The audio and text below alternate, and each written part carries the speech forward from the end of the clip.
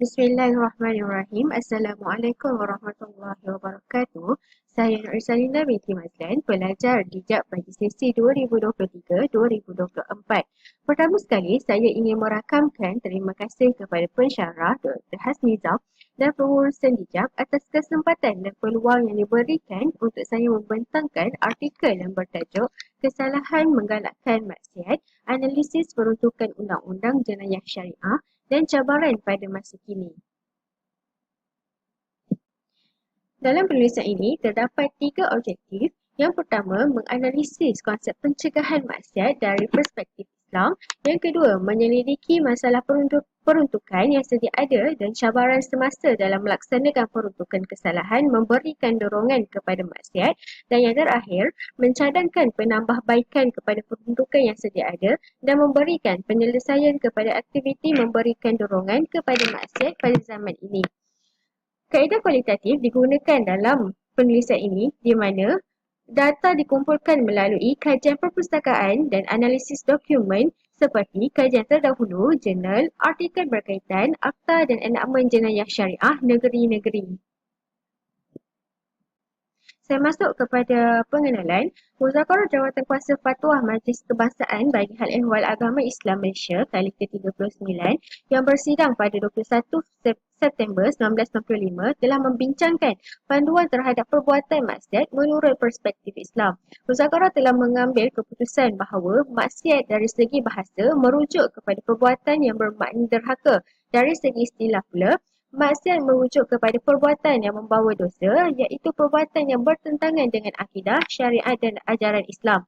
Perbuatan maksiat membawa impak buruk dalam kehidupan seperti dijauhkan dari ilmu dan rezeki, merasakan kesunyian dan menjauh dari kehadiran Allah sebagaimana firman Allah dalam surah Al-Mutaffifin ayat 14 yang bermaksud sebenarnya ayat-ayat kami itu tidak ada cacatnya. Bahkan mata hati mereka telah diselaputi kekotoran dosa dengan sebab perbuatan kufur dan maksiat yang mereka kerjakan.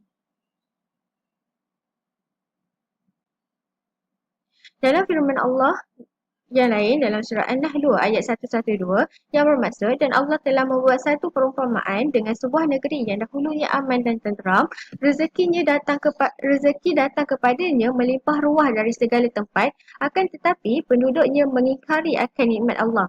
Kerana itu, Allah merasakan kepada mereka dengan kelaparan dan ketakutan disebabkan apa yang mereka lakukan.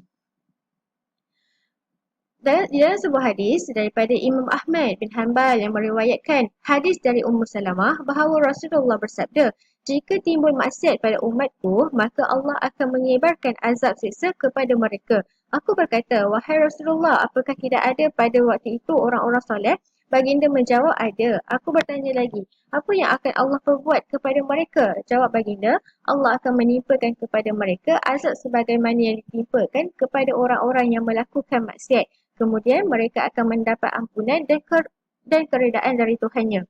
Seperti yang kita tahu, manusia seringkali mudah terjerumus dalam perbuatan maksiat. Oleh kerana itu, keberadaan orang undang-undang sangat penting untuk mengawal dan mencegah manusia dari terlibat dalam tindakan maksiat. Inilah sebabnya terdapat peruntukan dalam undang-undang jenayah syariah yang berkaitan dengan pelanggaran terhadap hukum syarak. Beberapa negeri di Malaysia bahkan memasukkan peruntukan khusus untuk menghalang merebaknya perilaku maksiat. Namun, perlu diingatkan bahawa kerana undang-undang syariah di Malaysia berada di bawah kuasa negeri, terdapat variasi di mana beberapa negeri mempunyai peruntukan khusus manakala terdapat juga negeri yang tidak mempunyai sebarang peruntukan yang khusus. Seterusnya, saya masuk kepada konsep pencegahan maksiat dari perspektif Islam. Pencegahan terhadap perbuatan maksiat seringkali dikaitkan dengan konsep amar ma'ruf nahi munkar. Amar ma'ruf bermaksud mengajak manusia untuk melakukan perbuatan baik, sementara nahi munkar merujuk kepada tindakan mencegah manusia dari melakukan perbuatan yang buruk. Dalam konteks ni, kedua perkataan tersebut, amar ma'ruf nahi munkar ni, sering digunakan secara sinonim untuk merujuk kepada satu makna yang sama, iaitu mengajak manusia ke arah kebaikan dan mencegah kemukaran. Setidaknya, kedua perkataan ini disebut dalam Al-Quran sebanyak 8 kali yang menekankan tanggungjawab setiap individu dalam melaksanakan amar ma'ruf dan nahi munkar seperti yang dinyatakan di dalam firman Allah dalam surah Ali Imran ayat 104 yang menyeru umat Islam untuk menjadi golongan yang menyeru kepada kebaikan dan mencegah kemungkaran. Ini menunjukkan tanggungjawab setiap individu dalam menjalankan amar makruf dan nahi munkar. Menurut An-Nawawi, berdasarkan ayat Al-Quran yang disebutkan, kewajipan melaksanakan amar ma'ruf dan nahi munkar ni dapat dianggap sebagai tanggungjawab sebahagian dari umat Islam sahaja. Dengan kata lain, pelaksanaan tugas amar ma'ruf dan nahi munkar ini dianggap sebagai fardu kifayah, di mana sudah mencukupi jika sebahagian komuniti Islam melaksanakannya. Walau bagaimanapun, situasi tertentu dapat menyebabkan situasi ini berubah menjadi fardu ain, terutamanya ketika hanya seorang individu yang mengetahui kekeliruan yang terjadi dan hanya dia yang memiliki kemampuan untuk menanganinya.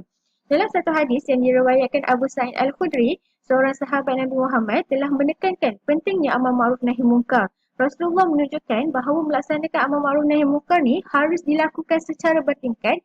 Yang pertama, dengan tindakan, yang kedua dengan perkataan dan ketiga dengan hati. Imam Al-Ghazali dalam Ihya Ulumuddin menekankan pentingnya etika dan adab dalam melaksanakan amar ma'ruf nahi munkar agar ajaran Islam dapat diterima oleh masyarakat. Al-Ghazali mengajarkan langkah-langkah seperti mengenal pelaku kemungkaran, memberikan pengajaran dan nasihat dengan lemah lembut serta menggunakan kekerasan jika diperlukan. Imam Syahid Hasan Al-Banna menyatakan bahawa amar ma'ruf nahi munkar ni melibatkan mengajak manusia kepada agama Allah, mematuhi petunjuknya, melakukan perintahnya dan mentauhidkan Allah dalam ibadah. Saya masuk kepada tanggungjawab menangani maksiat dari sudut perspektif jenayah syariah. Dalam konteks hukuman jenayah, terdapat tiga aspek utama iaitu didikan, kepuasan mangsa dan juga pencegahan. Maka sini melibatkan pemeliharaan agama, jiwa dan juga kehormatan. Makasih Hizzuddin mencakup pelaksanaan ajaran Islam dan pencegahan maksiat. Dari aspek pencegahan jenayah syariah, pemakaian makasih ini boleh dilihat di bawah enamen-enamen negeri yang memperuntukkan kesalahan menggalakkan maksiat seperti Akta Kesalahan Jenayah Syariah Wilayah Persekutuan 1997 yang diperuntukkan di bawah Seksyen 35. Sementara Hizbul An-Nas mengharamkan tindakan membunuh dan merosakkan tubuh. Dalam penguasaan jenayah syariah, Seksyen 10/3 Akta Tata Cara Jenayah Syariah Wilayah Persekutuan menegaskan bahawa pegawai penguasa agama dan pegawai polis harus menyentuh atau mengurung individu yang ditangkap kecuali jika individu tersebut menyerah diri. Jika ada penentangan, pegawai boleh mengambil langkah yang perlu tetapi tidak boleh menyebabkan kematian. Maqasid Ar-Ir pula menegaskan penghormatan terhadap individu yang belum terbukti bersalah dan menjaga hak privasi. Dalam konteks penangkapan atau penahanan, keperluan sebab yang kukuh perlu dipertimbangkan dan tempoh tahanan asalnya tidak boleh melebihi 24 jam. Melainkan jika terdapat kepentingan umum atau tahanan lebih lama memberikan manfaat dan mencegah kerosakan.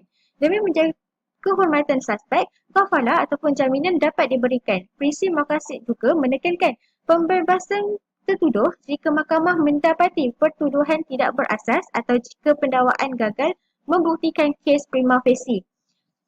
Kaedah fiqh yang digunakan bagi kesalahan menggalakkan maksiat ialah sad ad-dara'i'. Digunakan untuk mencegah kemudaratan, mengingat tindakan yang tidak dilarang boleh menjadi terlarang jika mengandungi potensi kerosakan. Secara keseluruhan, prinsip ini bertujuan untuk melindungi hak individu, menegakkan keadilan dan mencegah penyalahgunaan kuasa dalam pelaksanaan syariah. Saya terangkan pula mengenai bidang kuasa perundangan mengenai kesalahan jenayah menggalakkan maksiat di Malaysia. Bidang kuasa undang-undang jenayah syariah di bawah pentadbiran negeri.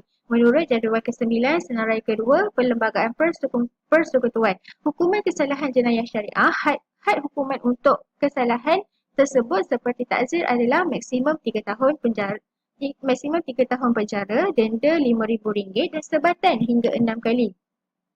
Peranan pendakwaan diatur oleh Seksyen 43 Akta Pentadbiran Undang-Undang Islam Wilayah Persekutuan 1993 di mana Sultan boleh melantik ketua pendakwa syar'i yang mempunyai kuasa untuk memulakan atau memberhentikan prosiding di mahkamah syariah.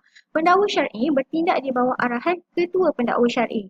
Selain itu, Seksyen 57 Enakmen Tata Cara Jenayah Syariah Negeri Selangor 2003 menetapkan bahawa jika terdapat maklumat mengenai kesalahan boleh tangkap, PPA mesti melaporkan kepada ketua pendakwa syar'i dan boleh menyiasat kes tersebut. Namun, jika maklumat yang diterima tidak berat, PPA tidak perlu menjalankan siasatan. Setelah siasatan selesai dan terdapat kes, PPA akan menyerahkan fail kes kepada pihak pendakwaan untuk tindakan lanjut.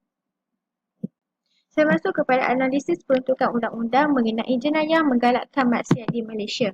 Pemeriksaan terhadap enakmen kesalahan jenayah syariah di negeri-negeri Malaysia menunjukkan bahawa sebahagian besar negeri memiliki peruntukan yang berkaitan dengan mencegah maksiat dan menjadikannya sebagai suatu kesalahan. Sebagai contoh, Seksyen 35 Akta Kesalahan Jenayah Syariah Wilayah Persekutuan 1997.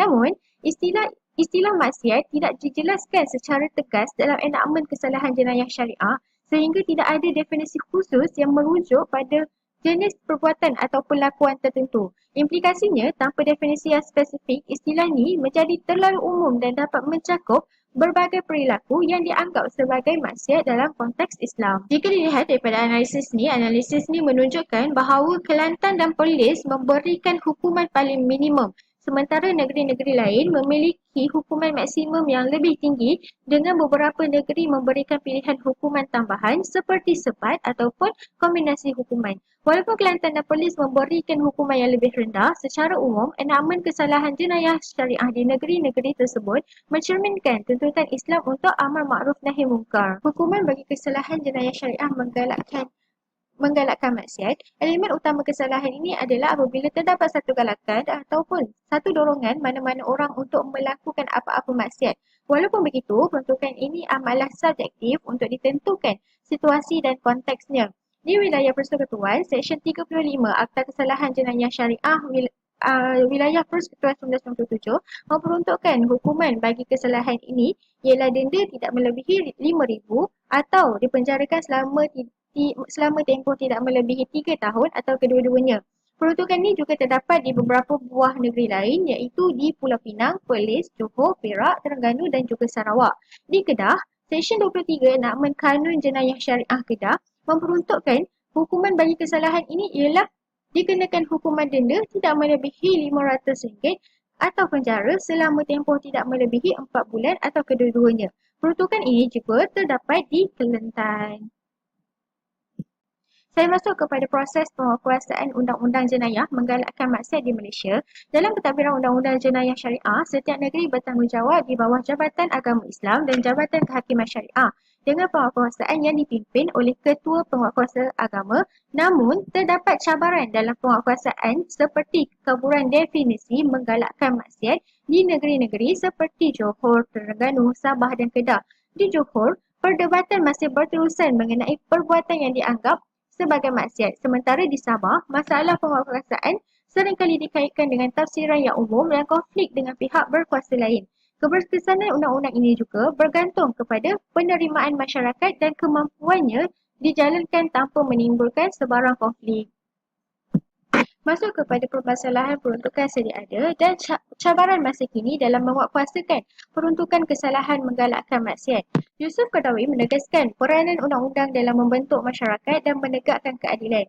Namun dalam konteks Undang-Undang Kesalahan Jenayah Syariah di Malaysia, terdapat beberapa isu penting. Yang pertama, banyak negeri tidak mempunyai undang-undang khusus untuk kesalahan menggalakkan maksiat yang membolehkan aktiviti merosakkan moral tanpa hukuman yang jelas. Yang kedua, kekurangan definisi tepat mengenai maksiat menyebabkan tafsiran yang berbeza menyulitkan penguatkuasaan. Yang ketiga, perbezaan hukuman antara negeri yang mencipta ketidakseimbangan dan perlu ada usaha untuk menyelaraskan hukuman. Dan yang keempat, hak hukuman oleh Mahkamah Syariah masih terbatas, memerlukan kajian untuk penambahbaikan. Yang kelima, hukuman yang ringan untuk kesalahan ini juga perlu ditingkatkan dan tiada peruntukan untuk kesalahan dalam talian menambahkan kesulitan dalam mengatasi pengaruh negatif di media sosial.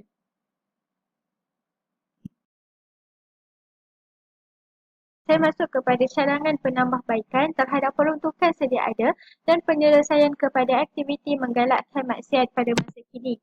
Penulis mencadangkan beberapa perubahan untuk memperbaiki peruntukan kesalahan menggalakkan maksiat.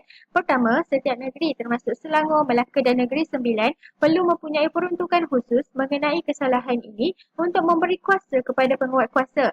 Kedua, definisi maksiat perlu diperjelaskan dalam undang-undang untuk mengelakkan tafsiran yang kabur dan memberi pemahaman yang lebih baik kepada pengamal undang-undang.